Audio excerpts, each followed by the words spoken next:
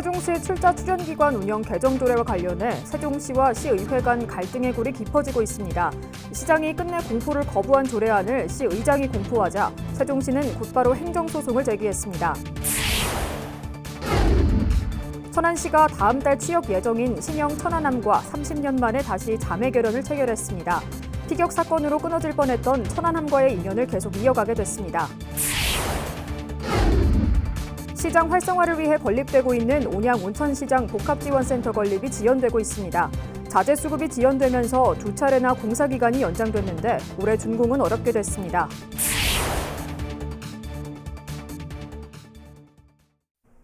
시청자 여러분 안녕하십니까? BTV 뉴스입니다. 세종시와 시의회 간 갈등의 골이 깊어지고 있습니다. 시장이 끝내 공포를 거부한 조례안을 시의장이 공포하자 세종시는 곧바로 행정소송을 제기했습니다. 김우순 기자의 보도입니다. 상병원 세종시의장이 최근 지역의 뜨거운 감자로 떠오른 세종시 출자 출연기관 운영 조례안을 공포했습니다. 조례가 시행됨을 시민들에게 알리는 절차로 시장의 제2요구에 따라 재투표를 실시해 또다시 가결된 지 21일 만입니다. 이 조례에 따라 앞으로 시 산하기관장을 뽑는 기관별 임원추천위원회를 구성할 때 시장 몫은 2명, 의회 몫은 3명으로 통일된 기준이 적용됩니다.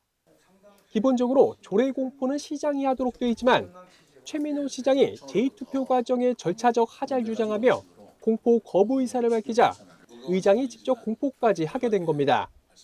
이에 대해 기자회견을 자처한 상 의장은 시장의 공포 거부에 대해 유감의 뜻을 전하며 절차적 정당성을 강조하기도 했습니다. 이러한 조례에 대해 최민호 시장께서 공포 거부를 결정한 것은 매우 유감입니다.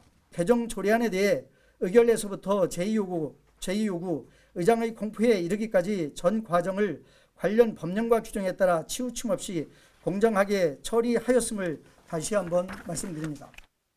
세종시는 행정소송 카드로 맞받았습니다.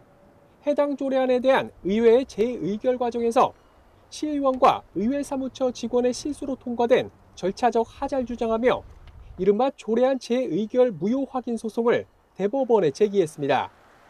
또 조례안 공포로 출자 출연기관의 조직 안정성을 저해할 우려가 높다는 점을 고려해 조례의 효력을 중지해달라는 집행정지 결정 신청도 함께 냈다고 밝혔습니다. 중대한 절차상 흠결이 명백한 하자 있는 조례안을 공포할 수는 없습니다. 실체적 진실과 절차상 하자를 명확히 밝히기 위한 방안을 다각적으로 검토하겠습니다. 결국 2달 가까운 논란만 야기한 끝에 시청과 시의회 간의 접점을 찾지 못하면서 대법원을 통해 그 효력 여부를 판단하게 됐습니다. BTV 뉴스 김우순입니다. 피격 사건으로 끊어질 뻔했던 천안시와 천안함의 인연이 다시 이어졌습니다. 천안시가 다음 달 취역을 앞둔 신형 천안함과 30여 년 만에 다시 자매 결연을 체결했습니다. 손용환 기자가 보도합니다. 1989년 천안시의 이름을 따서 취역한 천안함. 이듬해 천안시와 자매 결연을 했지만 지난 2010년 3월 26일 임무 수행 중 북한의 공격을 받아 침몰했습니다. 자칫 끊어질 듯했던 천안시와 천안함의 인연이 다시 이어졌습니다. 2800톤급 7번째 신형 호위함으로 다음 달 취역을 앞둔 천안함과 다시 자매 결연을 체결한 겁니다. 이번 협약으로 천안시와 천안함은 견학과 초청 행사, 그리고 시민 안전을 위해 힘을 모으기로 했습니다.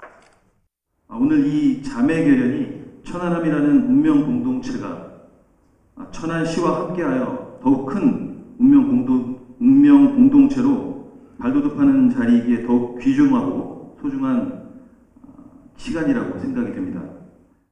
활발한 실질적인 상호 소통을 통해서 양 기관의 유대를 강화하고 우리의 미래인 청소년들이 안보의식을 고취하는 원동력이 되었으면 하는 바람입니다.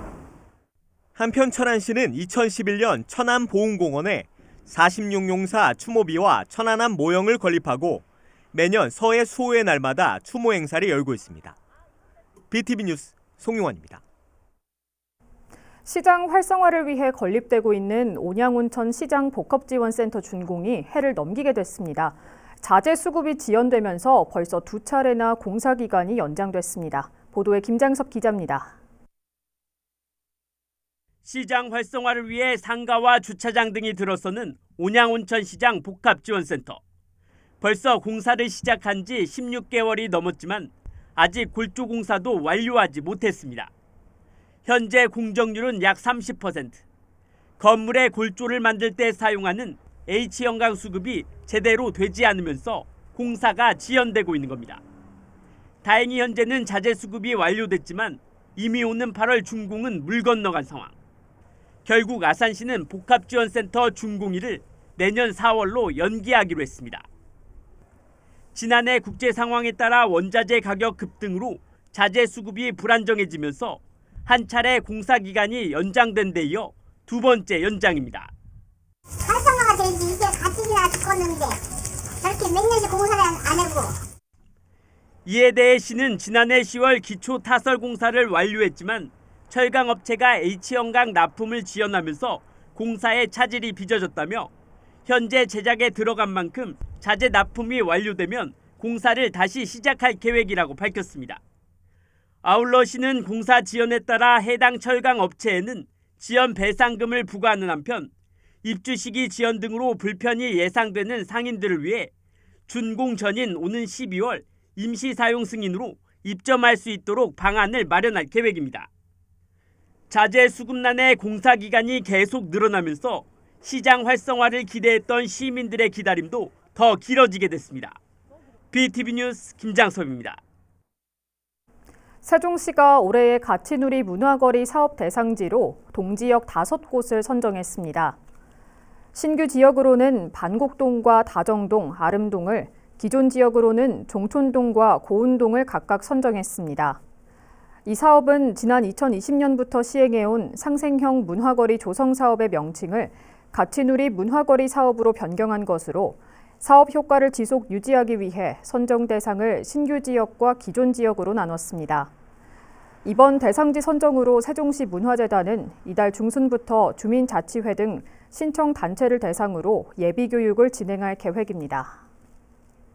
세종시의 세외 수입 체납액이 143억 원에 이르는 가운데 오는 6월까지 강력 징수 활동에 들어갑니다. 세종시는 체납액 500만 원이 넘는 고액 체납자에 대해 현장 방문을 통해 징수를 독려하는 한편 부동산과 차량, 금융재산 등의 재산조회를 실시할 계획입니다. 또 전체 체납액의 가장 큰 비중을 차지하는 차량 관련 과태료 체납자에 대해 번호판 영치를 실시해 체납액을 징수할 예정이라고 밝혔습니다. 세종시가 오는 28일까지 지역화폐 여민전의 부정 유통을 막기 위해 일제 단속을 벌입니다. 주요 단속 내용으로는 가맹점이 등록 제한 업종을 영위하거나 지역화폐 사용자를 현금에 비해 불리하게 대우하는 행위 등입니다. 다만 여민전은 부정 유통에 취약한 지류형 선할인 상품권과는 달리 결제할 때 국세청에 자동 신고되는 적립금 환급 카드형 상품권으로 속칭 상품권 깡과 같은 부정 유통 발생 가능성이 적은 편입니다. 독립기념관은 국가보훈처, 광복회와 공동으로 이희경, 나용균, 황기환 선생을 4월에 독립운동가로 선정하고 전시회를 엽니다. 먼저 이희경 선생은 대한민국 임시의정원 회의에서 평안도 대표위원과 외무차장 등으로 활동했으며 대한적십자회 재건에 힘써 북미지부를 설립하고 독립운동 자금을 모았습니다. 나용균 선생은 독립운동 자금을 모집해 28 독립선언 발표에 기여했으며 임시정부 전라도 의원으로 선출돼 의정활동을 했습니다. 끝으로 황기환 선생은 미국의 국립협회에서 활동하다가 파리로 이동해 국제사회에 한국 독립의 정당성을 알리는 역할을 했습니다. 아산시가 드론 자격증 취득에 도전하는 미취업 청년과 농업인에게 교육비를 지원합니다. 대상은 시에 주소를 둔 미취업 청년과 농업인으로 관내 드론 교육기관 6곳에서 교육을 이수한 후 자격증을 취득하면 1인당 최대 150만 원이 지원됩니다. 다만 교육 수료 후 자격증을 취득하지 않을 경우 교육비 지원이 되지 않으며 자세한 사항은 아산시 토지관리과로 문의하면 됩니다.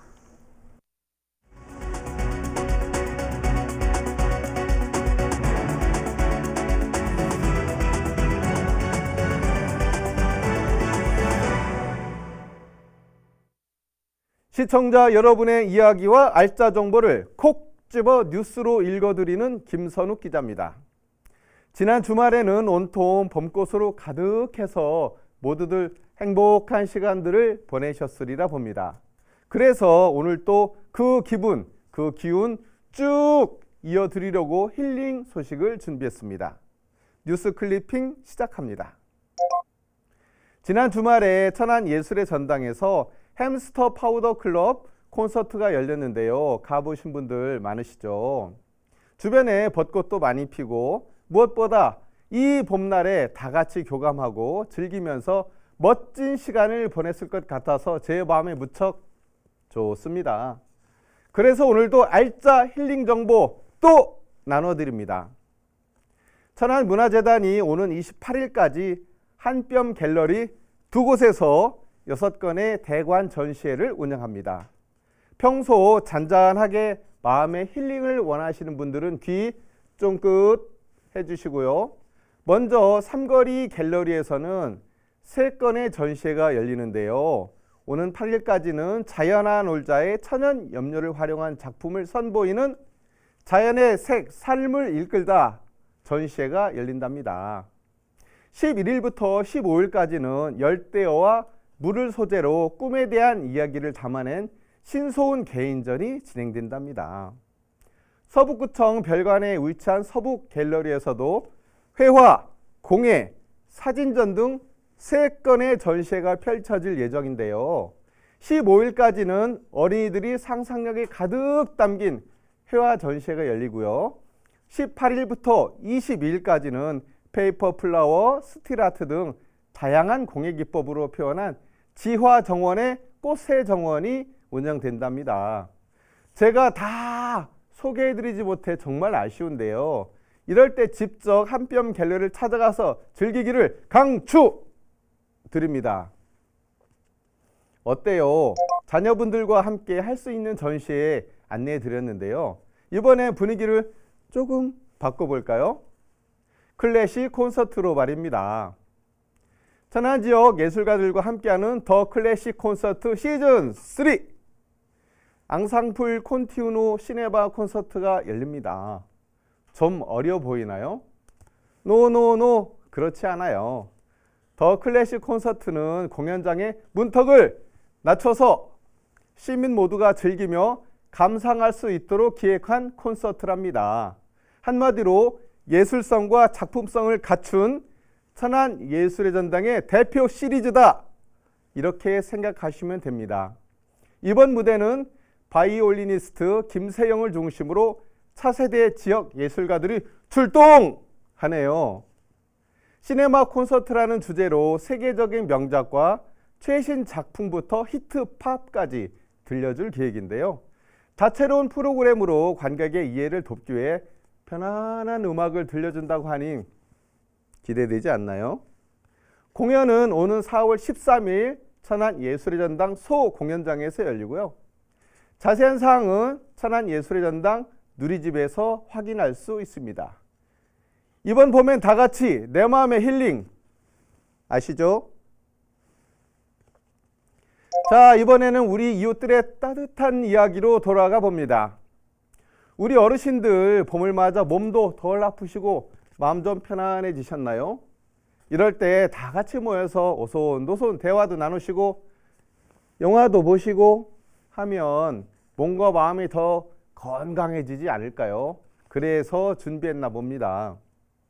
천안시 원성이동 행복키움지원단이 진행하는 홀몸 어르신 여가 프로그램 그레이파워 지금부터 시작이야를 시작했답니다. 그레이파워 지금부터 시작이야, 이게 뭐냐고요? 홀몸 어르신을 대상으로 비누 만들기, 고전 영화 관람, 애견 카페 방문을 하는 등 함께하는 행사입니다. 이렇게 매월 한 차례씩 12월까지 하는데요. 이번에도 우리 원성이동 어르신들이 모여서 비누 공예도 하시고 즐거운 시간을 보내셨답니다. 다 같이 집중하시며 멋진 공예 작품을 만드신 어르신들의 모습이 참 진지해 보이시지 않나요? 우리 어르신들 늘 이렇게 가까이에서 함께 정도 나누는 원성 이동에 사셔서 외롭지 않고 행복하시겠어요. 우리 어르신들과 함께 해주신 한미숙 행복키움 지원단장과 회원님들 사랑합니다. 오늘 또 우리 시청자 여러분에게 힐링과 사랑을 가득 담아 전해드렸는데요. 모든 분들이 제 마음처럼 행복했으면 좋겠습니다. 4월도 힘차게 시작하시기 바랍니다. 고맙습니다. 이 시각 전국의 주요 뉴스를 살펴보겠습니다. 먼저 경기입니다. 3년 전 개통한 수원 북부순환로의 통행료가 인상됐습니다.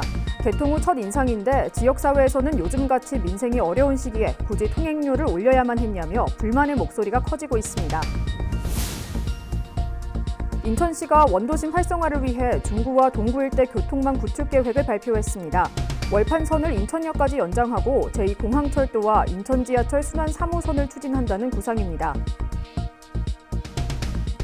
2030 월드 엑스포 개최 후보지인 부산 실사를 위한 국제 박람회기구 실사단의 공식 일정이 시작됐습니다. 정부와 부산시 모두 총력전을 벌이고 있습니다. 동대문구에 자리한 무료 급식소 바퍼 문제가 새로운 국면을 맞고 있습니다. 서울시는 앞서 철거 후 신축이 이루어지지 않으면 바퍼에 대한 토지 사용 승낙을 취소할 수 있다고 밝힌 바 있는데 동대문구는 재산 압류 조치 등 강경 대응을 시사했습니다.